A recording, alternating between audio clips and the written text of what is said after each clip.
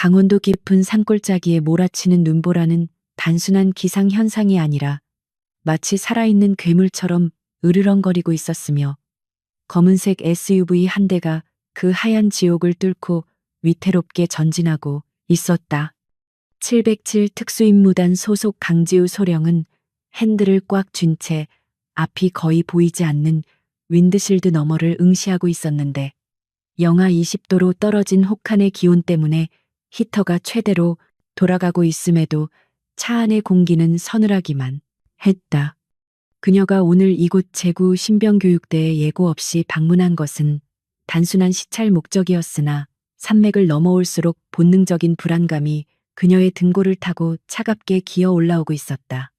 수많은 전장을 누비며 단련된 그녀의 감각은 이 거친 눈보라 속에 숨겨진 불길한 기운을 감지하고 있었고, 그것은 곧 눈앞에 닥칠 참혹한 현실을 예고하는 전주곡과도 같았다. 차량은 마침내 부대 정문 위병소에 도착했지만 강지우의 미간은 좁혀졌고, 평소라면 엄격한 경계태세를 갖추고 있어야 할 위병소에는 초병의 그림자조차 보이지 않았으며 차단기는 눈의 무게를 이기지 못한 채 반쯤 열려 삐걱거리고 있었다.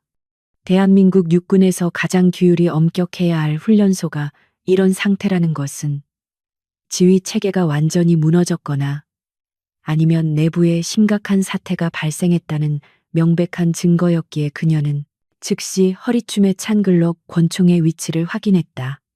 그녀는 차를 멈추지 않고 그대로 영내로 진입했으며 타이어가 두꺼운 눈층을 지시기는 소리만이 고요한 부대의 정막을 깨뜨리고 있었는데 이 기이한 침묵은 폭풍우가 몰아치기 직전의 고요함보다 훨씬 더 무겁고 끔찍하게 느껴졌다.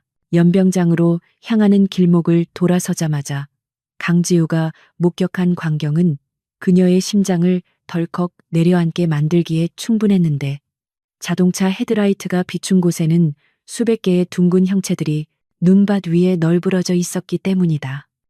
처음에는 훈련용 덤이나 바위라고 생각했으나 가까이 다가갈수록 그것들이 국방색 전투복을 입은 사람들이라는 사실이 명확해졌고 그들은 모두 훈련병들이었다. 살을 내는 듯한 칼바람이 부는 연병장 한복판에 수백 명의 앳된 청년들이 마치 시체처럼 쓰러져 눈에 파묻혀 가고 있었고 그 위로 하염없이 눈이 쌓여 마치 거대한 공동묘지를 연상케 했다. 이것은 훈련이 아니라 명백한 학살 현장이나 다름없었으며 강지우는 즉시 브레이크를 밟고 차에서 뛰어내렸다. 차문을 열고 밖으로 나오자마자 날카로운 얼음 칼날 같은 바람이 그녀의 얼굴을 강타했고 숨을 쉴 때마다 폐가 얼어붙는 듯한 고통이 밀려왔다. 강지우는 가장 가까이 쓰러져 있는 훈련병에게 달려가 그의 몸을 뒤집었는데 앳된 얼굴은 이미 보랏빛으로 변해 있었고 눈썹과 속눈썹에는 하얀 성에가 끼어 있었다. 장갑을 벗고 경동맥에 손을 대보니 맥박이 너무나 희미해서 금방이라도 끊어질 것만 같았고 훈련병의 입에서는 살려달라는 말 대신 고통스러운 신음소리만이 새어 나오고 있었다. 이 정도 날씨라면 야외 훈련은 전면 중지되어야 마땅함에도 불구하고 이들은 방한 장비도 제대로 갖추지 못한 채 맨바닥에 방치되어 죽어가고 있었다. 강지우는 이를 악물며 주위를 둘러보았으나 훈련을 통제하고 병사들의 안전을 책임져야 할 교관이나 조교들의 빨간 모자는 그 어디에도 보이지 않았고 오직 죽음과도 같은 추위만이 이 공간을 지배하고 있었다. 이것은 단순한 과실이나 태만이 아니라 지휘관이 자신의 부하들을 고의적으로 사지로 내몬 범죄 행위나 마찬가지였기에 그녀의 이성은 차갑게 가라앉았지만 가슴 속에서는 뜨거운 분노가 치솟아 올랐다. 그녀는 쓰러진 훈련병을 번쩍 들어올려 자신의 차 뒷좌석에 밀어넣고 히터를 최대한으로 틀어주며 그가 의식을 잃지 않도록 뺨을 가볍게 두드렸다. 아직 살릴 수 있는 아이들이 수백 명이나 더 있었고 시간은 그녀의 편이 아니었다. 그녀의 시선은 연병장 너머 언덕 위에 환하게 불을 밝히고 있는 본청 건물을 향했는데 굴뚝에서는 따뜻한 연기가 피어오르고 있었고 창문 너머로는 희미한 웃음소리와 음악소리가 들려오는 듯했다. 저 안에서 누군가는 이 지옥 같은 추위를 잊은 채 따뜻한 난로 옆에서 안락함을 즐기고 있을 것이라는 확신이 들자 강지우의 눈빛은 설표처럼 매섭게 변했다. 그녀는 다시 운전석에 올라타 엑셀러레이터를 깊게 밟았고 검은 SUV는 맹수처럼 으르렁거하며 눈보라를 뚫고 본청 건물을 향해 돌진했다.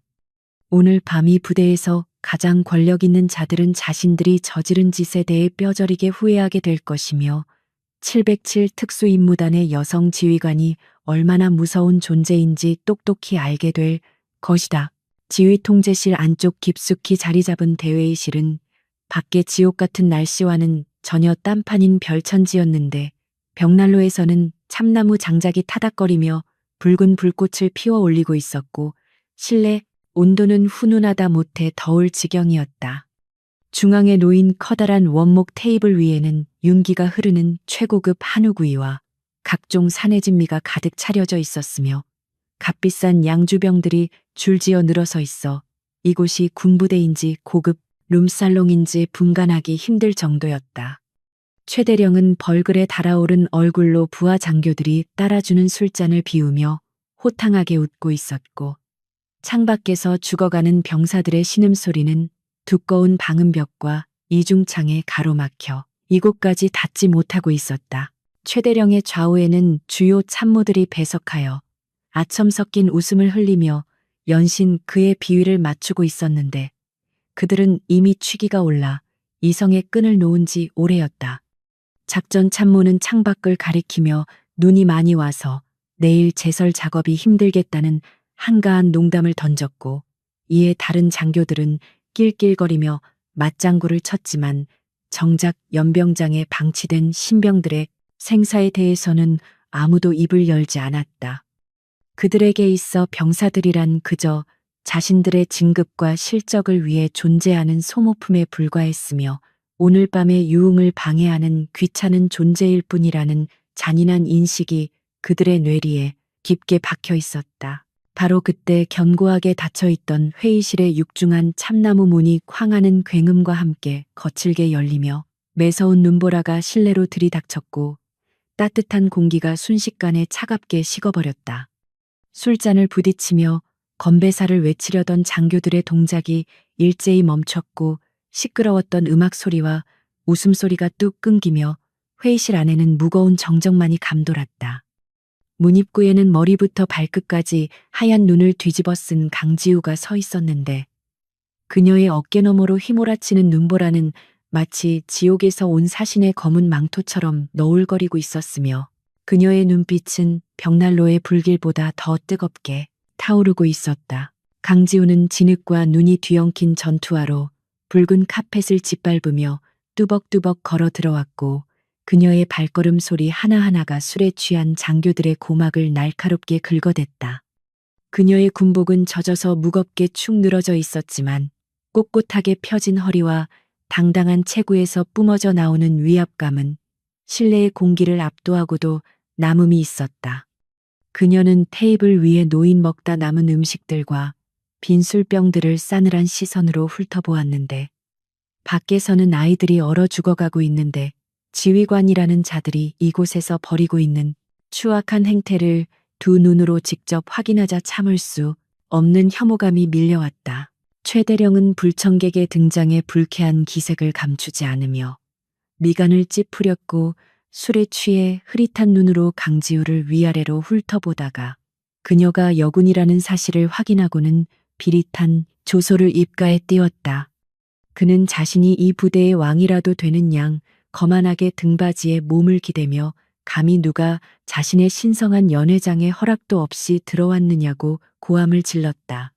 그의 곁에 있던 인사과장은 즉시 자리에서 일어나 손가락질을 하며 당장 나가라고 소리쳤지만 강지우는 눈 하나 깜짝하지 않고 그들을 노려볼 뿐이었다. 강지우는 떨리는 목소리를 가다듬으며 지금 당장 연회를 중단하고 전 병력을 동원해 연병장에 쓰러진 훈련병들을 구조하라고 단호하게 요구했으나 그녀의 목소리는 낮았지만 명확하게 회의실 전체를 울렸다. 그녀는 지금 밖의 기온이 영하 20도이며 이미 저체온증으로 의식을 잃은 병사들이 속출하고 있다는 사실을 보고했지만 돌아오는 반응은 차가운 침묵과 비웃음뿐이었다. 장교들은 서로의 얼굴을 쳐다보며 황당하다는 표정을 지었고 그들에게 있어 강지우의 경고는 술맛을 떨어뜨리는 헛소리에 지나지 않는 것처럼 보였다. 작전 과장이 비틀거리며 강지우의 앞으로 다가와 그녀의 어깨를 툭툭 치며 어디서 굴러먹던 여자가 감히 상관들의 술자리에 끼어드느냐며 모욕적인 언사를 내뱉었다. 그는 훈련병들은 강하게 키워야 한다느니 정신력이 해이해져서 그렇다느니 하는 궤변을 늘어놓으며 자신들의 직무유기를 정당화하려 들었고 강지우의 얼굴 가까이에 술 냄새 나는 입김을 내뿜었다. 강지우는 주먹을 꽉 쥐어 손톱이 살을 파고들 정도였지만 아직은 물리력을 행사할 때가 아니라고 판단하며 끓어오르는 분노를 억누르고 냉정함을 유지하려 애썼다. 최대령은 귀찮다는 듯 손을 휘저으며 위병소에 연락해 이 미친 여자를 당장 끌어내 영창에 쳐넣으라고 명령했고 분위기를 망쳤으니 그 대가를 톡톡히 치르게 해주겠다고 으름장을 놓았다. 그는 강지우가 누구인지 알려고조차 하지 않았으며 그저 자신의 권위에 도전하는 불순분자로 치부해버렸는데 이것이 그가 저지른 오늘 밤 최대의 실수였다. 강지우는 더 이상의 대화가 무의미함을 깨달았고 이제는 말이 아닌 행동으로 보여줘야 할 때가 왔음을 직감하며 천천히 숨을 골랐다. 최대령의 명령이 떨어지자마자 문 밖에 대기하고 있던 건장한 헌병 2명이 회의실 안으로 거칠게 들이닥쳤고 그들은 강지우의 양팔을 꺾어 제압하려 달려들었다.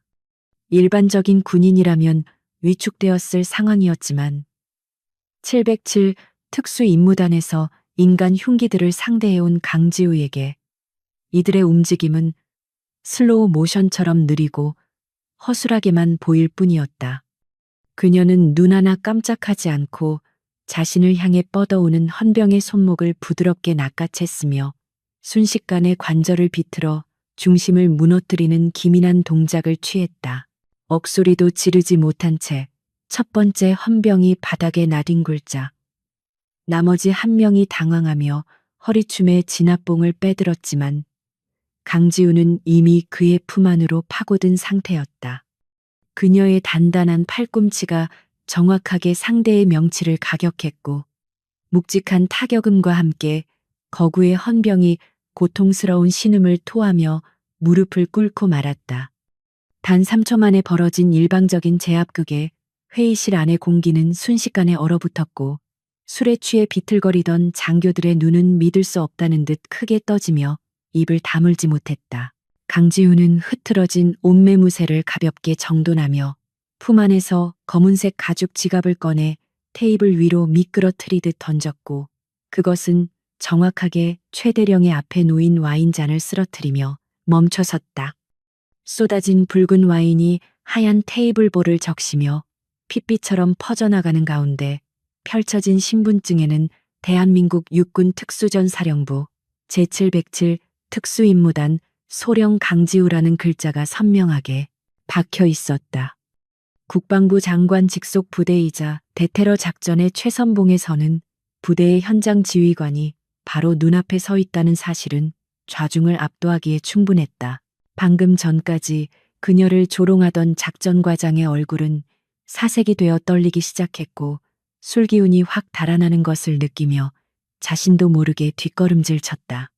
군 내부에서 백호라는 별명으로 불리며 전설적인 작전 수행 능력을 자랑하는 그녀의 명성은 익히 알려져 있었기에 그들은 자신들이 건드린 존재가 평범한 여군이 아니라는 것을 뒤늦게 깨달았다.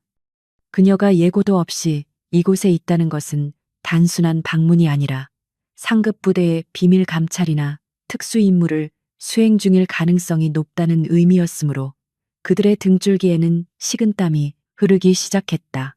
하지만 최대령만은 달랐는데 그는 잠시 당황하는 듯 했으나 곧 비릿한 웃음을 흘리며 테이블을 주먹으로 콱 내리쳤고 그의 눈빛은 탐욕과 광기로 번들거렸다.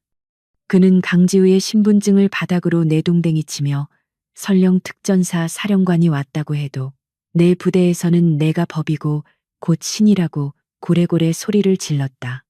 이미 되돌리기에는 너무 멀리 와버렸다는 것을 직감한 그는 자신의 끔찍한 치부가 상부에 보고되는 것을 막기 위해 극단적인 도박을 하기로 마음먹었고 술과 권력에 취한 그의 이성은 마비된 상태였다.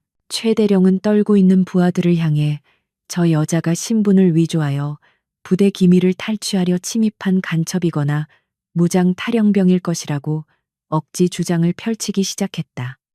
그는 이 상황을 무마하고 자신의 안위를 지키기 위해 강지우를 반란분자로 몰아세우는 비열한 수를 두었고 경비 중대 전체에 비상을 걸어 사살해도 좋다는 명령까지 덧붙였다. 그것은 명백한 불법 명령이자 미친 짓이었지만 공포와 위계질서에 짓눌린 장교들은 감히 반론을 제기하지 못한 채 머뭇거리며 비상벨을 향해 손을 뻗었다. 부대 전체에 비상 사이렌 소리가 요란하게 울려 퍼지기 시작했고 강지우는 최대령이 기어코 건널 수 없는 강을 건넜다는 것을 깨달으며 즉시 전투태세로 전환했다. 이제 그녀는 아군이 아닌 적으로 둘러싸인 고립무원의 처지가 되었지만 그녀의 눈빛에는 두려움 대신 사냥감을 노리는 맹수의 서늘한 살기가 감돌았다. 그녀는 의자를 발로 차서 장교들의 진로를 방해한 뒤 순식간에 몸을 날려 복도로 빠져나갔고 그렇게 폭설 속에 고립된 부대 안에서 피비린내 나는 밤의 사냥이 본격적으로 시작되었다. 비상 사이렌 소리가 건물의 콘크리트 벽을 타고 요란하게 울려 퍼졌고 복도의 조명은 붉은색 비상등으로 바뀌어 시야를 어지럽게 만들었다. 강지우는 복도의 어둠 속에 몸을 숨긴 채 거칠게 몰아쉬는 숨을 고르며 머릿속으로 건물의 구조도를 3차원 영상으로 그려내고 있었다. 그녀를 잡기 위해 달려오는 수십 명의 무장 군인들은 최대령의 거짓말에 속은 아군이었으므로 그들을 사살해서는 안 된다는 제약이 그녀의 발목을 잡고 있었다. 하지만 그녀는 707 특수임무단에서 훈련받은 살인 기술을 비살상 제압 기술로 전환하여 이 난국을 돌파하기로 마음먹었다. 복도 코너를 돌자마자 완전 무장을 한 헌병 분대가 나타나 총구를 겨누며 정지하라고 고함을 질렀지만 강지우의 반응 속도는 그들의 예상을 훨씬 뛰어넘었다. 그녀는 망설임 없이 벽에 부착된 소화기를 집어던져 하얀 분말로 시야를 가린 후 낮은 자세로 그들의 품 안으로 파고들었다. 당황한 병사들이 방아쇠를 당기기도 전에 그녀의 단단한 손날이 첫 번째 병사의 목을 가격했고 이어서 몸을 회전하며 두 번째 병사의 정강이를 걷어찼다. 비좁은 복도는 순식간에 아수라장으로 변했고 총성이 아닌 둔탁한 타격음과 억눌린 비명만이 연속적으로 터져나왔다. 강지우는 쓰러진 병사의 소총을 빼앗아 탄창을 분리한 뒤 개머리판으로 남은 병사의 헬멧을 강하게 밀쳐내어 중심을 무너뜨렸다. 그녀의 움직임에는 군더더기가 전혀 없었으며 마치 잘 짜인 안무를 소화하는 무용수처럼 유려하면서도 파괴적인 힘이 실려 있었다. 바닥에 뒹구는 병사들은 고통에 신음하며 일어설 엄두조차 내지 못했고 강지우는 그들에게 미안하다는 짧은 눈짓을 보낸 뒤 다시 어둠 속으로 사라졌다. 그녀는 단순히 도망치는 것이 아니라 명확한 목표를 가지고 움직이고 있었는데 그것은 바로 부대 전체에 진실을 알릴 수 있는 방송실이었다. 최대령은 지휘 통제실의 CCTV 모니터를 통해 자신의 부하들이 추풍 낙엽처럼 쓰러지는 광경을 지켜보며 공포에 질린 비명을 질러대고 있었다. 그는 무전기에 대고 놈은 고도로 훈련받은 북한 공작원이라며 즉시 사살하지 않으면 너희가 다 죽는다고 거짓 정보를 계속해서 주입했다. 하지만 강지우는 제압한 병사에게서 빼앗은 무전기를 꽂고 그 모든 내용을 듣고 있었으며 최대령이 얼마나 다급해졌는지 간파하고 입가에 차가운 미소를 띄웠다. 적의 지휘관이 평정심을 잃고 날뛰는 지금이야말로 역습을 가할 수 있는 최고의 기회였기 때문이다. 3층 방송실로 향하는 계단 참에는 더 많은 병력이 바리케이드까지 치고 대기하고 있었지만 강지우는 정면 승부를 피하고 환기구를 통해 우회하는 기지를 발휘했다. 좁고 먼지 투성이인 환기 통로를 포복으로 이동하면서 그녀는 찢어진 상처에서 피가 흐르는 고통을 느꼈지만 밖에 방치된 훈련병들이 겪고 있을 추위에 비하면 아무것도 아니라고 되뇌었다. 마침내 방송실 바로 위쪽의 통풍구에 도달한 그녀는 쇠창살을 소리 없이 뜯어내고 아래를 내려다 보았는데 다행히 그곳에는 당직 통신병 한 명만이 겁에 질린 표정으로 자리를 지키고 있었다. 강지우는 고양이처럼 소리 없이 바닥으로 착지하여 통신병의 뒤로 다가가 그의 입을 막고 조용히 하라는 제스처를 취했다. 어린 병사는 눈앞에 나타난 피투성이의 여군 장교를 보고 기절할 듯 놀랐지만 그녀의 눈빛에서 살기가 아닌 간절함과 정의감을 읽고 저항을 멈췄다. 강지우는 그를 기절시키는 대신 부드럽게 밀쳐내고 마이크 앞에 앉아 시스템을 조작하기 시작했는데 복잡한 군 통신망을 해킹하여 부대 내 모든 스피커를 강제로 활성화하는 데는 그리 오랜 시간이 걸리지 않았다.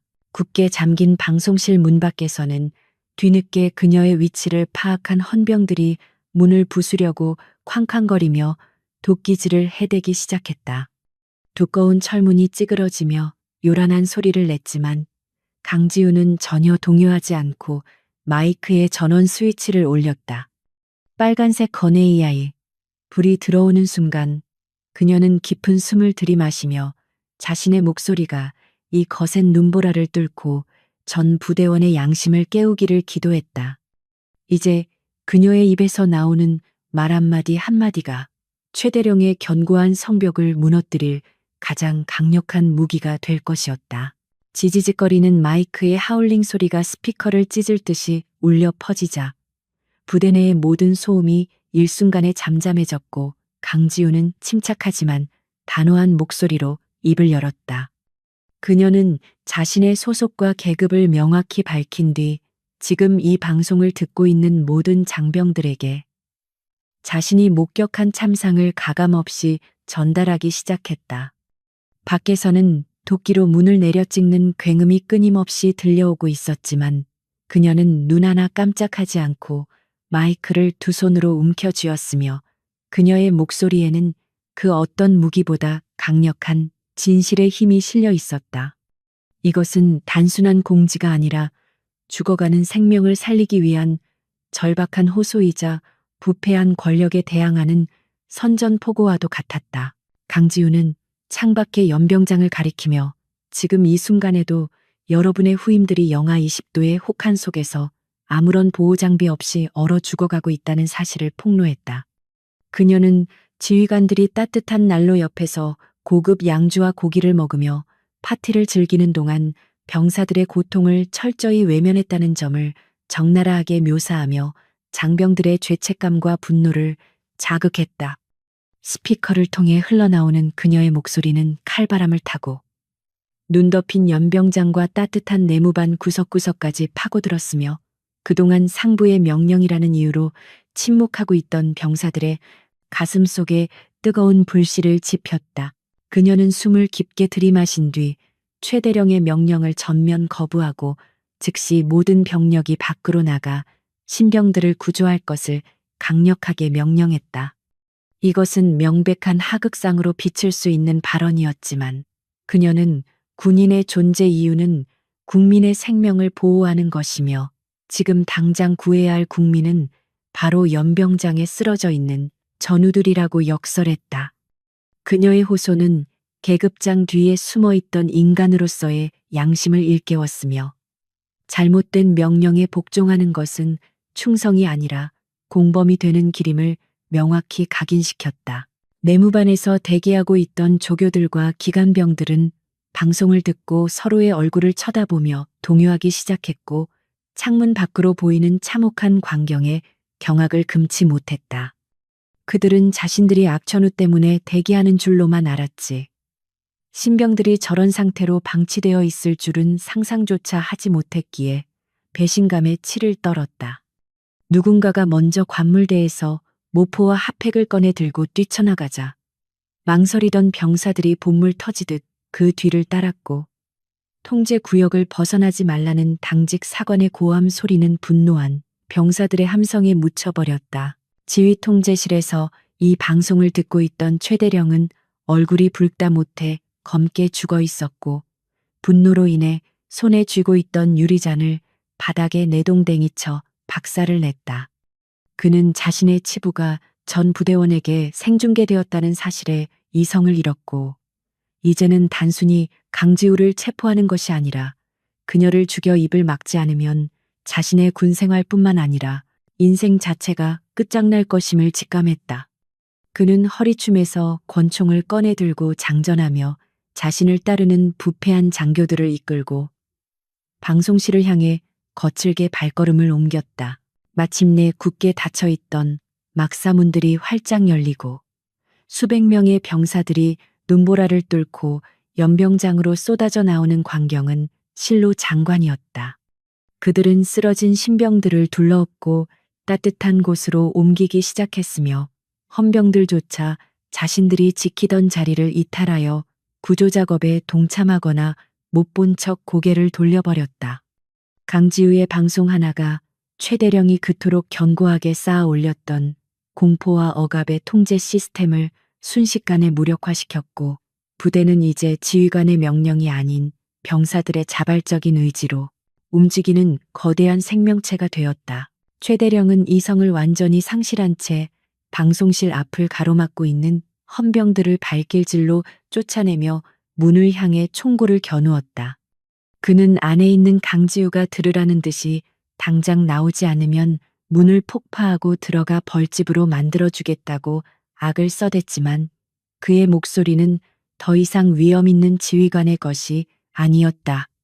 그의 곁에 선 작전 참모와 인사과장 역시 이미 돌아올 수 없는 강을 건넜다는 것을 깨닫고 각자의 개인 화기를 꺼내 들었으며 그들의 눈빛에는 살인도 불사하겠다는 광기가 서려 있었다. 방송실 안에 있던 강지우는 모니터를 통해 병사들이 구조 작업을 시작한 것을 확인하고 안도의 한숨을 내쉬며 마이크에 전원을 껐다. 그녀는 자신의 역할이 여기까지임을 알았고 이제부터는 분노한 맹수들이 자신을 찢어발기기 위해 들이닥칠 것임을 예감하며 천천히 자리에서 일어났다. 그녀는 문 앞에 책상과 집기들을 쌓아 바리케이드를 쳤지만 그것은 시간을 조금 벌어줄 뿐이라는 것을 잘 알고 있었기에 호흡을 가다듬으며 최후의 결전을 준비했다. 귀를 찢는 듯한 굉음과 함께 견고했던 방송실의 철문이 종이장처럼 구겨져 뜯겨 나갔고 자욱한 화약 연기와 매캐한 먼지가 좁은 방 안을 순식간에 가득 채웠다.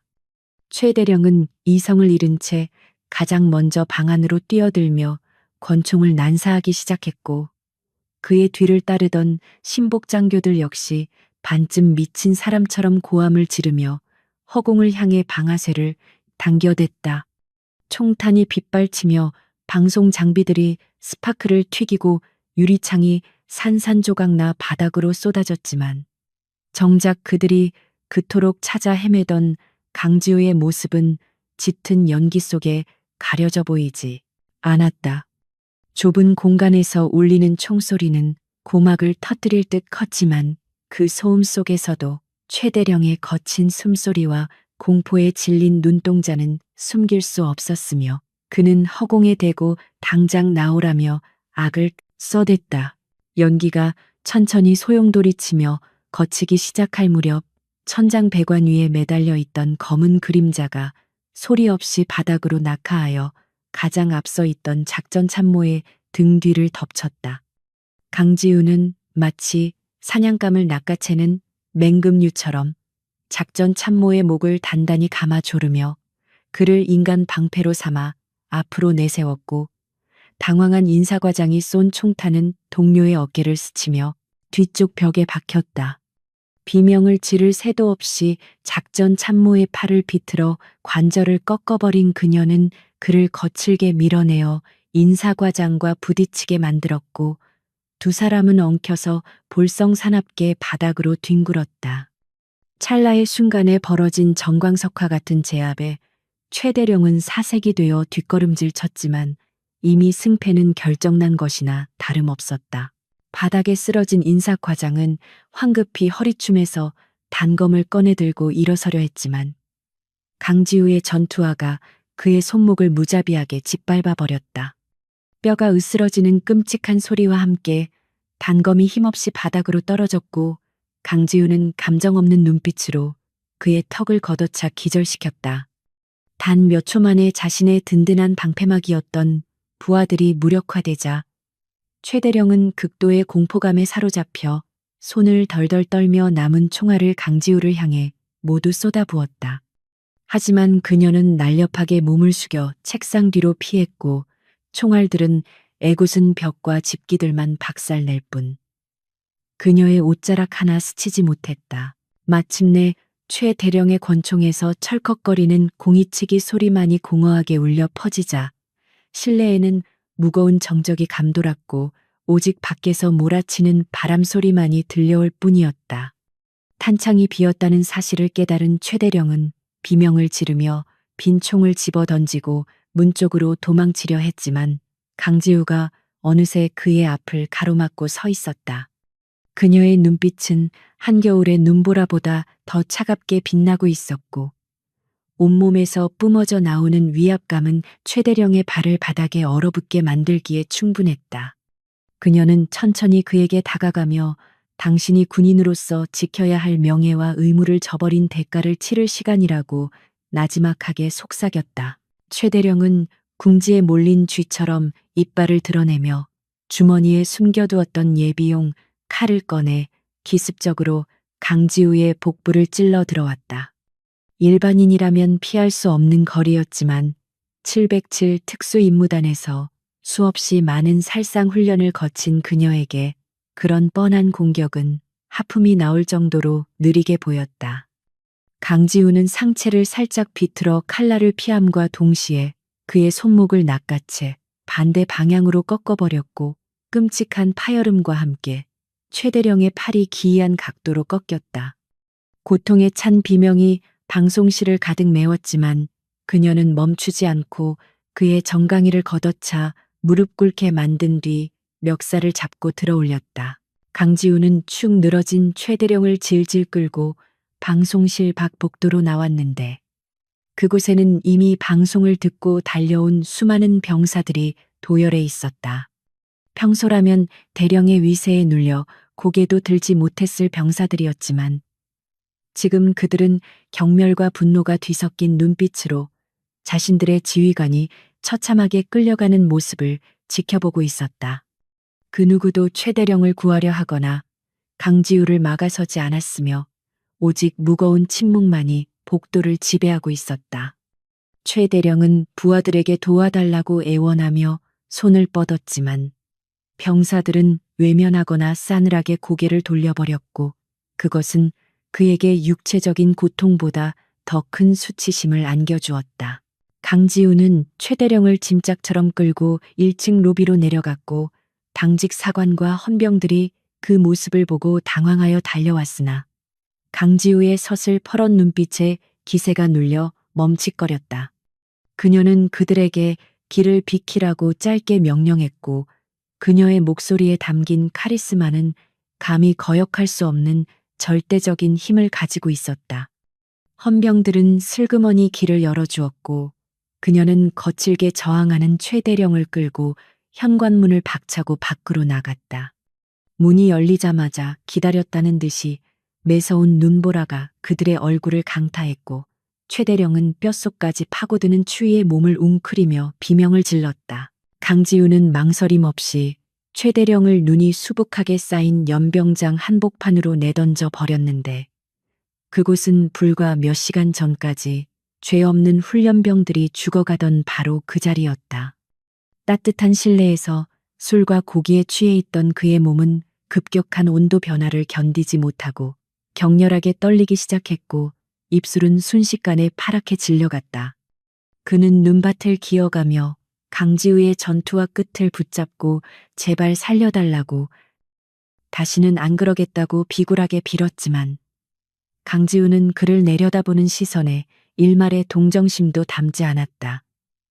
그녀는 당신이 춥다고 느끼는 이 고통을 당신의 부하들은 몇 시간 동안이나 맨몸으로 견뎌야 했다고 차갑게 일갈했다. 그때 주변에 있던 막사에서 구조된 훈련병들과 그들을 돕던 기관병들이 하나둘씩 연병장으로 모여들어 원형으로 그들을 둘러싸기 시작했다. 모포를 뒤집어 쓴 훈련병들은 자신들을 사지로 내몰았던 지휘관이 눈밭에 처박혀 떨고 있는 꼴을 보며 복잡한 표정을 지었지만 그들의 눈빛에는 더 이상 두려움이 없었다. 최대령은 수백 개의 시선이 자신을 찌르는 듯한 모멸감을 느끼며 고개를 처박았고 자신의 권력이 허상에 불과했음을 뼈저리게 깨달았다. 강지우는 그를 향해 당신은 더 이상 지휘관의 자격이 없으며 인간으로서의 자격조차 상실했다고 선고하듯 말했다. 바로 그 순간 밤하늘 멀리서 헬리콥터의 프로펠러 소리가 두두두두 울려 퍼지기 시작했고 강력한 서치라이트 불빛이 눈보라를 뚫고 연병장을 대낮처럼 환하게 비추었다. 강지우가 작전 초기에 구조 요청과 함께 상부에 보고했던 국방부 직할 헌병대와 감찰팀이 탑승한 헬기였다. 거대한 바람을 일으키며 착륙하는 헬기를 바라보며 강지우는 긴장이 풀리는 것을 느꼈고 헌병들이 뛰어내려 최대령을 체포하는 모습을 묵묵히 지켜보았다. 길고 길었던 폭설 속의 밤이 끝나가고 있었고 마침내 이 고립된 부대에도 정이라는 이름의 새벽이 밝아오고 있었다.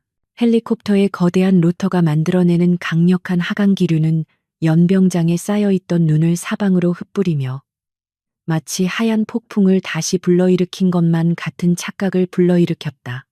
국방부 헌병대 특수임무대가 로프를 타고 신속하게 강화하여 연병장 주위를 순식간에 포위했고 그들의 검은색 대테러복과 최신형 장비는 이 시골 부대의 낙후된 시설과 극명한 대조를 이루었다.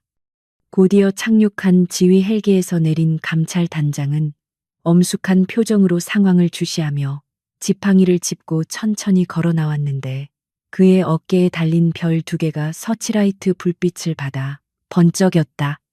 최대령과 그 추종자들은 이미 전의를 상실한 채 눈밭에 무릎을 꿇고 있었고 그들의 어깨 위에는 하얗게 눈이 쌓여 마치 폐잔병의 초라한 말로를 보여주는 듯했다. 감찰단장의 지시에 따라 헌병들은 최대령과 부패한 장교들의 손목에 차가운 금속 수갑을 채웠고 그 과정에서 발생하는 철컥거리는 금속음은 연병장의 정적을 날카롭게 갈랐다. 최대령은 억울하다며 자신은 부대를 위해 최선을 다했다고 고래고래 소리를 질렀지만 헌병들은 그의 입에 재갈을 물리고 거칠게 헬기 쪽으로 끌고 갔다. 그동안 그에게 억눌려 지냈던 부대원들은 그 광경을 지켜보며 그 어떤 환호성도 지르지 않았지만 그들의 눈빛 속에는 10년 묵은 체증이 내려가는 듯한 시원함과 함께 깊은 경멸이 서려 있었다. 절대 권력자로 군림하며 영원할 것만 같았던 그의 제국은 일개 소령의 정의감과 병사들의 각성 앞에서 허무하게 무너져 내렸다. 뒤이어 도착한 의무후송 헬기들이 요란한 소리를 내며 차례로 착륙했고 군의관들과 의무병들이 들 것을 들고 뛰어내려 쓰러진 훈련병들에게로 달려갔다. 강지우는 의무팀이 가장 먼저 자신이 구조했던 첫 번째 훈련병의 상태를 살피는 모습을 먼 발치에서 지켜보았는데 다행히도 그의 가슴이 미약하게 남아 오르내리는 것을 확인하고서야 안도의 한숨을 내쉬었다. 저체온증과 동상으로 고통받던 수백 명의 아이들이 따뜻한 담요에 쌓여 헬기에 실려가는 모습은 마치 전쟁터에서 부상병을 후송하는 장면을 방불케 했지만 그들의 얼굴에는 이제 살았다는 희망의 빛이 감돌고 있었다. 강지우는 자신이 오늘 밤 목숨을 걸고 지켜낸 것이 단순한 군인이 아니라 누군가의 귀한 아들이자 형제들이었음을 다시 한번 가슴 깊이 새겼다. 사태가 수습되어 가는 혼란 속에서 강지우는 헌병들에게 인계된 자신의 총기를 돌려받고 젖은 군복을 털며 조용히 뒤로 물러나려 했다. 그녀는 영웅 대접을 받거나 공로를 인정받기 위해 이 일을 벌인 것이 아니었으며 단지 군인으로서 마땅히 해야 할 일을 했을 뿐이라는 신념이 확고했기 때문이다. 하지만 감찰단장이 그녀를 발견하고 다가왔고 그의 뒤에는 본청 상황실에서 구조된 훈련 교관들과 기관병들이 도열하여 그녀를 향해 경의를 표하고 있었다. 감찰단장은 강지우의 흙투성이가 된 군복과 상처 입은 얼굴을 안쓰러운 듯 바라보며 말없이 그녀의 어깨를 두드려 주었는데 그 투박한 손길에서 수많은 말보다 더 깊은 위로와 감사가 전해져 왔다. 동쪽 하늘이 서서히 푸르스름하게 밝아오기 시작했고 밤새도록 맹렬하게 몰아치던 눈보라도 거짓말처럼 잦아들며 산봉우리 너머로 붉은 태양이 고개를 내밀었다. 눈 덮인 연병장은 아침 햇살을 받아 눈부시게 반짝였지만 그 아름다운 풍경 아래에는 지난밤에 참혹했던 흔적들이 고스란히 남아있어 보는 이의 마음을 숙연하게 만들었다. 강지우는 떠오르는 태양을 바라보며 밤새 얼어붙었던 몸이 서서히 녹는 것을 느꼈고 동시에 마음속을 짓누르던 무거운 분노의 덩어리도 햇살과 함께 증발해버리는 듯했다. 그녀는 주머니에서 구겨진 담배 한 개비를 꺼내 물었지만 불을 붙이지는 않고 그저 입에 문 채 깊은 생각에 잠겼다. 이번 사건은 단순히 한 부대의 일탈이 아니라 군 내부 깊숙이 뿌리 박힌 권위주의와 생명 경시 풍조가 빚어낸 비극이었기에 강지우의 마음은 여전히 무거웠다. 최대령 같은 지휘관이 득세할 수 있었던 시스템과 그것을 묵인해온 침묵의 카르텔이 존재하는 한 제의. 제3의 비극은 언제든지 다시 일어날 수 있다는 사실을 그녀는 뼈저리게 알고 있었다. 그렇기에 그녀는 자신이 속한 707 특수임무단으로 돌아가 더욱 혹독하게 자신을 단련하고 부하들을 강하게 키워내야 한다는 새로운 사명감을 느꼈다. 진정한 강함은 약자를 괴롭히는 힘이 아니라 약자를 지키고 불의에 맞서는 용기에서 나온다는 것을 그녀는 몸소 증명해 보였고 앞으로도 그 길을 걸어갈 것이었다. 모든 병력의 후송이 완료되고 현장 조사를 위한 감찰팀만이 남았을 때 강지우는 자신의 SUV로 돌아가 시동을 걸었다. 밤새 눈 속에 파묻혀 있던 차체는 꽁꽁 얼어붙어 있었지만 엔진 소리는 여전히 힘차게 으르렁거렸고 그녀는 백미러를 통해 멀어지는 부대의 풍경을 마지막으로 눈에 담았다. 위병소 앞에는 구조된 훈련병들이 떠나는 그녀의 차를 향해 누가 시키지도 않았는데 일제히 거수경례를 올리고 있었고 그들의 눈시울은 붉어져 있었다. 강지우는 그들에게 손을 흔들어주는 대신 가볍게 경적을 2번 울려 화답했고 그것으로 작별 인사는 충분했다. 차량은 다시 구불구불한 산악 도로를 따라 내려가기 시작했고 차창 밖으로 스쳐 지나가는 겨울산의 풍경은 어젯밤의 공포와는 달리 평화롭고 고요하기만 했다. 라디오에서는 벌써부터 간밤에 있었던 군부대 가혹 행위 및 지휘관의 직무유기 사건이 속보로 흘러나오고 있었고 국방부 장관의 대국민 사과 성명이 발표될 예정이라는 멘트가 이어졌다. 강지우는 라디오 볼륨을 줄이고 창문을 살짝 열어 차가운 아침 공기를 폐부 깊숙이 들이마셨는데 그 상쾌함이 피로에 지친 그녀의 정신을 맑게 깨워주었다. 세상이 아무리 썩었다고 해도 어둠은 빛을 이길 수 없으며 누군가가 깨어있는 한 정의는 반드시 실현된다는 믿음이 그녀를 다시금 뛰게 만들었다. 서울로 돌아가는 길, 강지우의 머릿속에는 앞으로 닥쳐올 수많은 조사와 청문회, 그리고 군 검찰의 소환 등 골치 아픈 일들이 스쳐 지나갔지만 그녀는 두려워하지 않았다. 그녀가 보여준 행동은 군인의 표상으로서 전군의 경종을 울렸으며 그녀의 뒤에는 진실을 알고 있는 수백 명의 증인들이 든든하게 버티고 있었기 때문이다. 무엇보다 그녀에게는 타협하지 않는 양심과 어떤 외압에도 굴하지 않는 강철 같은 의지가 있었기에 그녀는 다가올 폭풍우 앞에서도 당당히 맞설 준비가 되어 있었다. 그녀는 핸들을 잡은 손에 힘을 주며 엑셀러레이터를 밟았고 검은 SUV는 떠오르는 태양을 향해 힘차게 질주했다. 며칠 후 대한민국은 제구신병 교육대 사건으로 발칵 뒤집혔고 최대령과 관련자들은 전원 구속 기소되어 법의 엄중한 심판을 받게 되었다는 뉴스가 연일 헤드라인을 장식했다. 방송에서는 강지우 소령의 신상을 보호하기 위해 그녀를 익명의 내부 고발자 혹은 특수부대 장교로만 지칭했지만 군 내부에서는 이미 하얀 호랑이의 포효라는 전설이 아름아름 퍼져나가고 있었다. 훈련병 부모들의 감사 편지가 국방부 홈페이지를 마비시킬 정도로 쇄도했고 이번 사건을 계기로 군 인권 개선을 위한 대대적인 개혁위원회가 출범하게 되었다. 강지우가 쏘아 올린 작은 공이 거대한 변화의 물결을 만들어낸 것이었다. 707 특수임무단 영내 사격장에서는 탕하는 규칙적인 총성이 울려 퍼지고 있었고 표적지의 정중앙을 정확히 꿰뚫는 강지우의 사격 실력은 여전히 녹슬지 않았다. 그녀는 고글을 벗고 흐르는 땀을 닦으며 사선 뒤편에 서 있는 부하들을 향해 날카로운 눈빛을 보냈고 부하들은 긴장한 표정으로 그녀의 다음 지시를 기다렸다. 그녀는 언제나 그랬듯이 말이 아닌 행동으로 보여주는 리더였으며 그녀가 존재하는 한 대한민국 군대의 정의는 결코 잠들지 않을 것이라는 무언의 확신을 심어주었다. 그녀는 다시 고글을 쓰고 표적을 향해 총구를 겨누었고 그녀의 눈동자는 흔들림 없이 목표물을 응시했다. 에필로그 1년 후 강원도 최전방의 어느 지피 초소. 혹독한 겨울 추위 속에서도 경계 근무를 서고 있던 한 이등병이 입김을 불며 얼어붙은 손을 비비고 있었는데 그의 가슴에는 상병 김민수라는 명찰이 달려 있었다. 그는 1년 전 눈 덮인 연병장에서 죽음의 문턱까지 갔다가 강지우 소령에게 구조된 바로 그 훈련병이었다.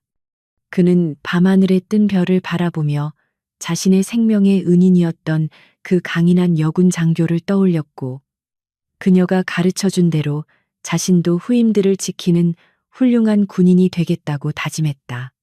저 멀리 산등성이 너머에서 들려오는 늑대의 울음소리가 마치 그녀의 응원소리처럼 들려왔고 소녀는 굳게 쥐었던 소총을 다시 한번 고쳐 잡으며 어둠 속을 응시했다. 이야기는 여기서 끝을 맺지만 강지우 소령이 남긴 유산은 계속해서 이어질 것이며 진정한 군인 정신은 계급장이 아닌 병사들을 사랑하는 마음에서 나온다는 진리는 영원히 변치 않을 것이다. 그녀는 오늘도 어딘가에서 불의와 싸우며 조국과 국민을 지키기 위해 고독한 싸움을 이어가고 있을 것이고 우리는 그런 영웅들이 있기에 오늘 밤도 두 다리 뻗고 편안히 잠들 수 있는 것이다. 몰아치던 눈보라가 멈추고 찾아온 평화로운 아침처럼 정의는 언제나 승리할 것이라는 믿음을 간직한 채 우리는 희망찬 내일을 맞이해야 할 것이다.